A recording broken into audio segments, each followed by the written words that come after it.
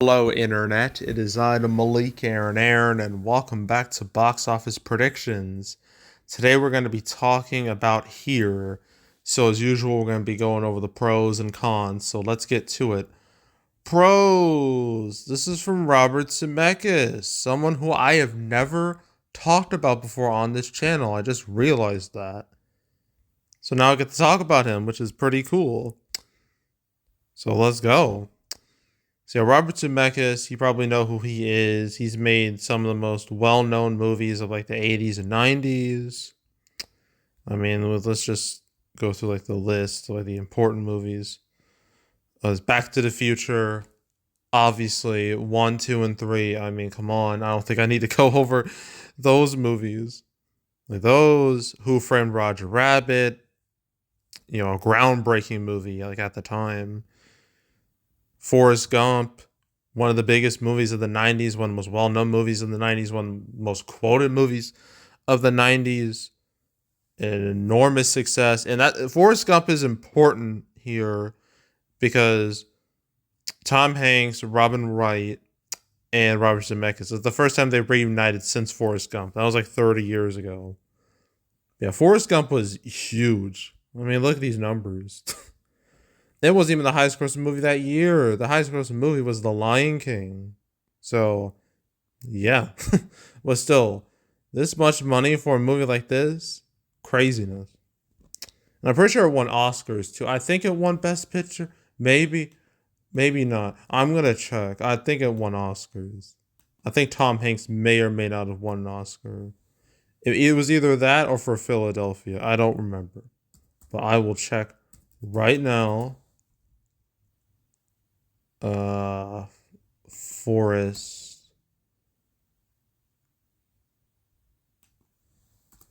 A Forrest Gump. Okay, give it to me.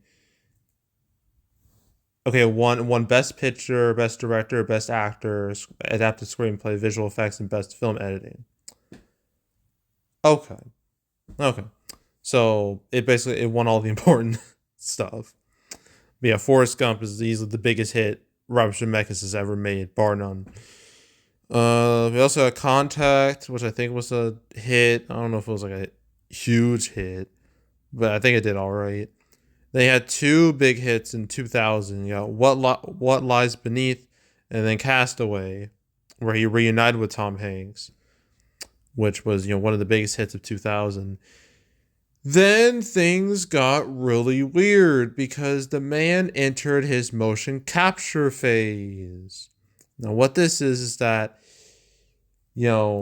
movies with real people, nah, who wants to see that? How about we have movies with digital people? So it's not like your typical like animated movie. We're gonna have these animated characters, but they're gonna look very realistic like humans. And it's gonna be real cutting edge and revolutionary and all that. And that started with the Polar Express, which I'm pretty sure we've all seen at least once. Now, Polar Express was a movie that, I mean, as a kid, you probably don't realize anything, but as an adult, you're like, damn, this movie was horrifying. Why does everybody look like that? Because everyone had these, if you look at their eyes, just this soullessness in them that's very unnerving.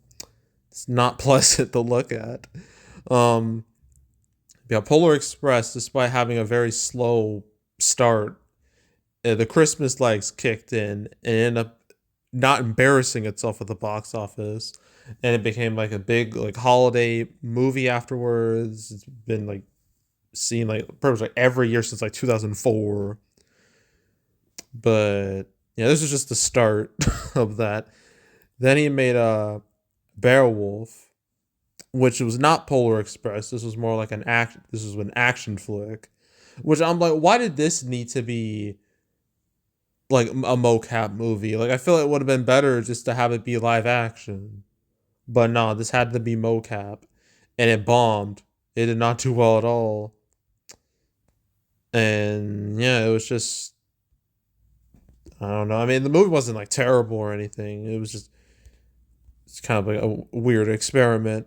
And then Disney's A Christmas Carol, where have Jim Carrey. That didn't do too hot either. It didn't help. All these movies are fucking expensive as hell because having a full mocap movie, that's not cheap, not in the slightest. And it didn't do that great financially. But I think it's viewed as a Christmas classic ish. But Polar Express is more of a Christmas classic than Disney's Christmas Carol. Then after like a decade of CGI, he finally made a movie with real people again with Flight. And Flight was a nice hit. Starred Denzel Washington. So obviously people are going to see it because of him. And yeah, it was a nice hit. It wasn't super expensive. Did very well. And it was a well-liked movie. Unfortunately, that was like the last hit Robert has had since yeah, but you know what? I'll go over the rest of the movies when we get to the cons. I mean, I've already mentioned like some of his cons already with the mocap movies, but Robert Zemeckis, he has a legendary track record. He has a legendary catalog of movies. So obviously I'm gonna label that as a pro. We'll get to the con side later. So yeah, so that's pro number one. Pro number two, Tom Hanks. Obviously we have to talk about him. So yeah, Tom Hanks, he's had quite the career, long career. Just gonna cherry pick the important movies. Big, obviously, one could argue that was like, even though that's technically not his first movie, but it's the first movie people would like recognize in terms of like his early career. Yeah, there's Big, Turner and Hooch. I think yeah, there's that. There's I don't know about League of Our Own, League of Their Own, Sleepless in Seattle. I know Philadelphia, Forrest Gump. I already talked about that. Apollo 13 is the voice of Woody in the Toy Story movies. Saving Private Ryan, You've Got Mail, Green Mile, Castaway, Road to Perdition, Catch Me If You Can. This man was on a roll for a while. Lady Killers killed that streak. Polar Express, Terminal did meh. Da Vinci Code. Oh yeah, he was in the Simpsons movie. He literally voiced himself in that thing. Things get real kind of wonky after this. I mean, Angels and Demons. And then you got like, what else? Captain Phillips was a hit. I know that. Same Mr. Banks did fine, I think. Bridge of Spies did fine. Sully did great. The Post did fine. Beautiful Day in the Neighborhood, I think, did meh. Elvis did good. Man Called Otto did alright. And well, Asteroid City, well, that was more of a big old ensemble, so it wasn't reliant on him. Yeah, he's had some duds, obviously. You know, News of the World, granted, that was fully because of COVID and theaters being shut down. So I'm not going to blame him too much for that. But Inferno flopped in the States.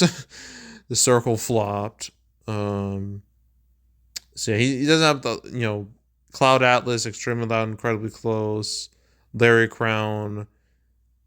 He's had some bombs on his resume, but he's had a lot of hits, a lot of success. So, obviously, I guess I'll label his presence as a pro. Now Robin Wright. Have I talked about her before? Maybe. I don't know, but I think I might have. Okay. I guess I'll talk about her. Oh, she's in The Princess Bride.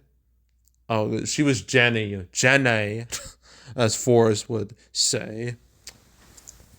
So yeah, in Forrest Gump. See Unbreakable. The Beowulf. So and Disney's A Christmas Carol. So there's the Robert Zemeckis connection again. This was a state of play, not related to Sony. Okay, not related to PlayStation. Royal Dragon Tattoo. She was in the Wonder Woman movies. She must have been one of the Amazons, I think. Yeah. And then there's a Blade Runner 2049 I see. So no, her track record is like isn't as expansive as like Tom Hanks, not quite as prolific. Oh, I forgot to mention Moneyball. I mean, that was a hit, but she's been in some hit movies, and like the whole selling point of this is that this is like the reuniting of like Tom Hanks, Robin Wright, and Robert Zemeckis. I mean, as it says, from the writer, director, and stars of Forrest Gump. So that connection is what this movie's pushing. So I guess her presence is, I can't really call it a con. I guess it's a pro. It's not as big of a pro as Tom Hanks or Robert Zemeckis. Um, I guess another pro of all the movies coming out this weekend, this obviously has the most going for it, which really isn't saying much, but at least people know this exists, kinda. So this is better than nothing. So I guess that's a pro. Um, is that it? I think that's it. Okay. Cons. Oh boy. So when I looked at this movie, well, first of all, I looked at it and I was like, "Yep, that's some Oscar bait right there." But I didn't know how it would be like reviewed. I thought it would probably just be like a whatever movie. Well, what reviews came out like last week, and they were pretty brutal. It was like in the 20s, and I was like, "Damn!" Well, so much for those Oscar chances. They've moved up to 38%, which is still bad for a movie like this. That's pretty abysmal. Its audience scores at 58%. Like, oof, that's death right there. Pure death. And its cinema score B minus, which for a movie like this is terrible. Like, an adult drama should never have a score that low. Period. But I'm curious to look at the audience reviews. What do they say? What is the vibe? Man, this thing's in all caps.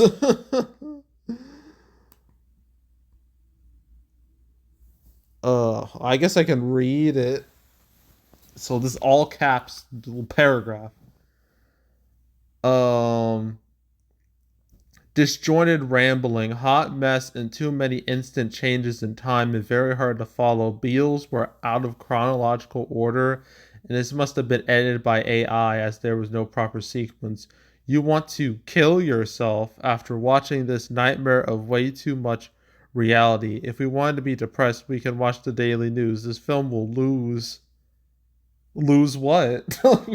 You mind elaborating, please? Like, so yeah, and yeah, this bird wrote that thing in all caps. See, these are all verified reviews. Uh, blah, blah, blah, blah. So 1.5 stars. Acting was terrible. Didn't give you enough story to get connected to the characters. Half star. Pure depressing garbage. How did this get in? How did this even get in a theater? Acting was good. Everything else was garbage. Um, Half star. Just a terribly written and uncomfortably choppy plot. Previews were very misleading. Mm. A half star. Impossible to follow. A plot far from interesting. Left around 45 minutes in. So if it got better, we missed it. With this pedigree, I hoped for better. Damn, someone walked out. Um. uh, Let me see. This is the 2 stars. It says disliked dark indoor lighting, making it difficult to see faces.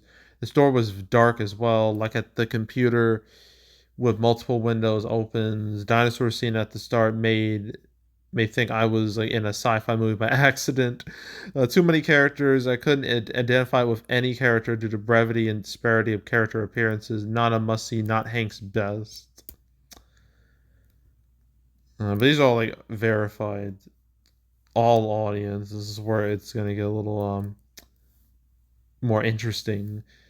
One star. Terrible waste of talent. Terrible waste of time. Consider yourself warned. Um. Da, da, da, da, da. Yeah, some people liked it. So some people really don't like it, like at all. Uh. Yeah. Let's see. Okay, 1.5 stars. It was not. It was not all. It was not at all like the previews. I wish I had listened to the reviews. The last 7 minutes were the best part. I understood the plot slash point of different time periods, but it did not flow, and the acting besides Tom Hanks and Robin Wright was terrible. So yeah, people don't like this movie. Let's just say that people just don't like this thing. So obviously that's a con. Another con is like the way this movie is set up, from what I understand, is that it's like the camera is static, so it doesn't move. It's in one spot, and it's like one spot in the house, like in the living room with like all these windows. And I saw like the trailer for it, and I'm like, it's one of those gimmicks that can either be really interesting or be a total turn off.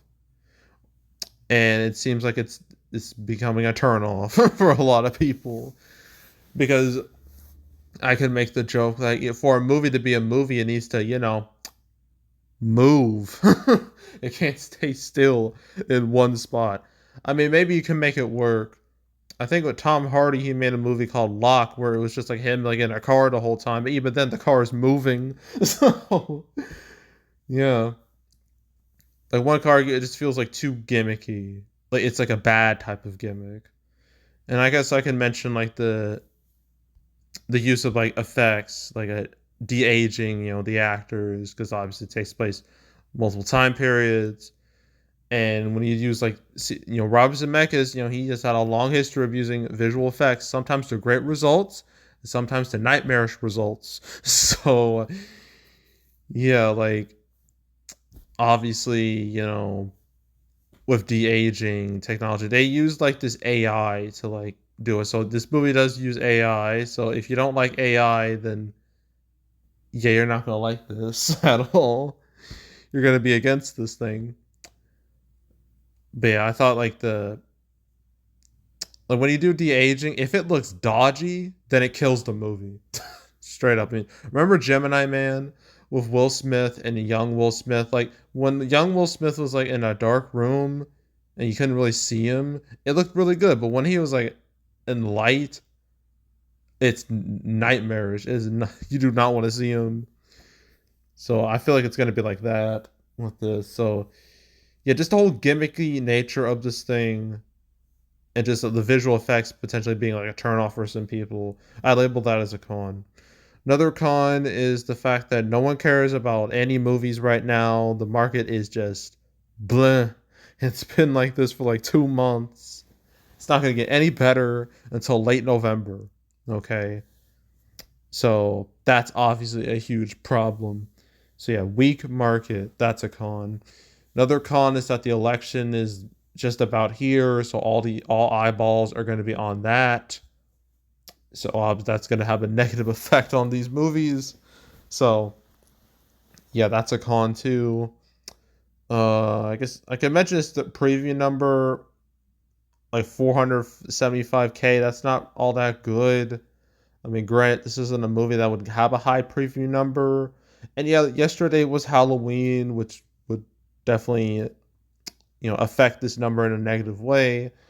But still, these numbers aren't like great at all. So yeah, that's a con too.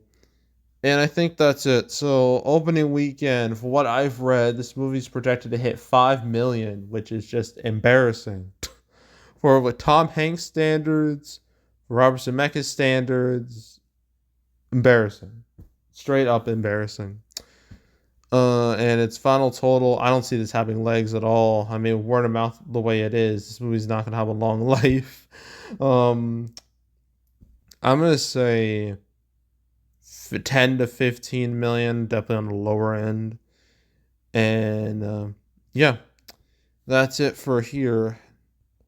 We got 2 more movies to talk about because I'm not doing Godzilla minus one. No, I already talked about that movie once, like last year. I'm not doing it again. So we got Hit Pig and Lost on a Mountain in Maine, and then we're done for the weekend. So yeah, that's it. That's all. Make sure to subscribe, like this video, leave a comment, turn notifications, share the whole drill. You want to check out more videos like this? I got playlists on the homepage, all previous prediction videos I made this year, past few years. You want to watch any of them? Go right ahead. There's also box office recaps where I go over the box office results for any particular month. October recap that will be not like 2-ish weeks from now, probably a week and a half from now. October was bad, dude. It was so trash. It was so just and I get to talk about it. I mean, we get to talk about Joker 2. That embarrassment. We could talk about that. And well, I could talk about Terrifier 3. I mean, at least that was probably the biggest success story to come out of October. So October wasn't 100% terrible. It was just mostly terrible. But that'll be in a week and a half from now, so stay tuned. But if you want to watch any of the past recap videos I made on the channel, you can go right ahead. There's also the canceled series where I went over all the movies that were supposed to come out but didn't. I talked about here once. It's episode 240. I talked about it alongside The Wolfman, The Woman in the Yard, and Flowervale Street. So if you want to watch that episode or any other episodes I've made on the channel, you can go right ahead. And yeah, that's it. That's all. I am out. Goodbye.